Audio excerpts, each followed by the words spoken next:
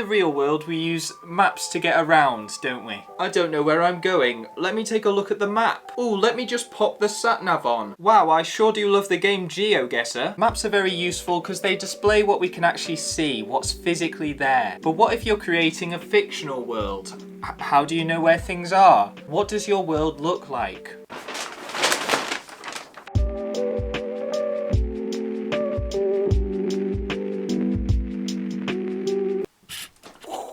It seems to me that when creating a fantasy world, it's important to be consistent as to where things are and how they relate to each other. If in a film it took 2 hours for characters to travel from one village to another, and then they travelled back in an instant, your immersion would be broken. Therefore, by mapping out your own fantasy world, it becomes easier for others to understand and explore it. If you think of most roleplay video games, Skyrim, Ni no Kuni, Dragon Quest, even Pokemon, the world map is very present because, unsurprisingly, as a player, it's your main tool for exploration, letting you know how different locations in the world relate to each other. It's not just games though, films and TV series also do this, like Lord of the Rings or Avatar: The Last Airbender. But what if you're exploring a more abstract world, or your film isn't set over a large enough area to warrant actually showing the audience the world map? There are ways of mapping out a world without just drawing a map.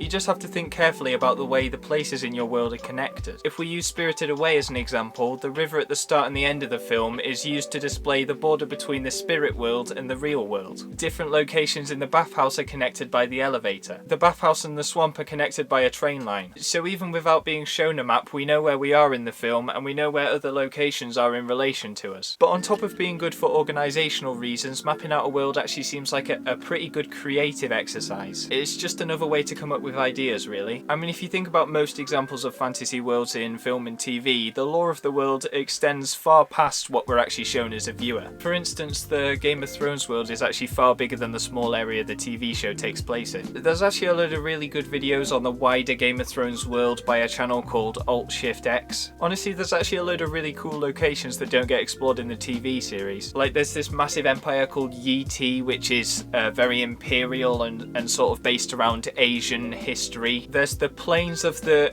Jogos Nai, where people ride zebras instead of horses. That's pretty cool. If I had a choice between a zebra and a horse, I think that's an obvious choice. Ultimately, J.R.R Tolkien may have decided the best place to tell the story he wanted to tell was Westeros, but the fact there's a multitude of other cool ideas surrounding that allows him to reference them, build up the lore of his world, and he can always explore them at a later date if need be.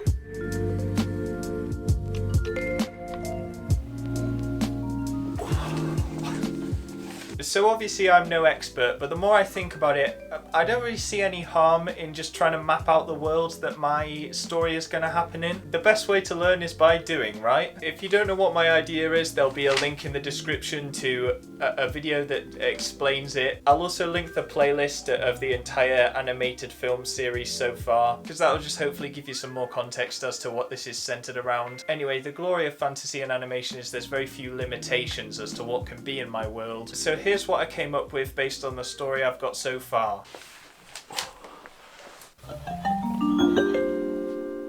Right, if you imagine this is like a bird's eye view of the big mountain the story is going to be centered around, the story will obviously involve our main characters participating in a race up this mountain, travelling through several different locations along the way. In a previous episode of this series, I had a go at drawing the mountain, and I came to the conclusion that I thought it would be cool if one side of the mountain was kind of overhanging the sea. So I've marked all this area on the map as the sea, and I actually went back to that drawing of the mountain and redrew it roughly in the way that I was imagining. I don't know, it was kind of difficult to decide what size to make the cliff and what size to make the mountain, but it's just an idea for now, so it doesn't really matter, and it looks kind of cool, I suppose. Anyway, continuing on with the map, I drew the village our main character lives in and the gate which signifies the start of the race. From there we come across a bamboo forest where our main characters meet the giant panda and earth golems I've spoken about previously. Further up the mountain is the alpine area where we meet the artist character, and then on from that is where we meet the weather weatherman with his weather balloon. The weatherman will then fly the characters across to a wintry village by a frozen lake, and finally we have the peak of the mountain where the journey will finish at an ominous looking temple. I then just had a bit of a think about things that could surround the mountain. I like blossom, so having a sakura forest at the base of the mountain might be a cool thing. Then there's the childhood friends the main character feels detached from. They need a place to live, and that's as far as I got really, and I decided not to go any further because I don't really have any other concrete ideas of things that I want to put around the mountain. Most of the other things I've come up with are sort of just a creature or a type of tree that I would like to include. Not necessarily enough to build a whole area around, but we can do that later. It's just the first iteration of the map, so that's as far as I got really.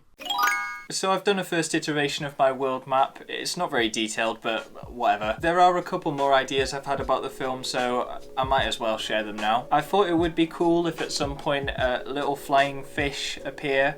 Maybe that could be at the same time as the sky whale, and then you could have those flying fish be replaced by a little luminescent jellyfish at night. Another thing I thought was maybe it would be cool if the drawing style was kind of textured, and so I just experimented by adding some map textures to some of the drawings I did this episode. I think it looks kind of cool. It's probably a bit too much to have in like an actual animated film. You know, maybe there's too many lines going on, but it's just a thought anyway. I've written here, panda character should speak in low trombone noises and he should be subtitled. Now that's a good idea. Also, someone in the comments of a previous episode suggested that the duck character should be like a lost duckling who's trying to find her family. This would probably give her a better motivation for traveling with the main character. I thought maybe the way she finds her family again is the main character uses his wish that he gets at the top of the mountain to reunite her with her family, and her family sort of appear in this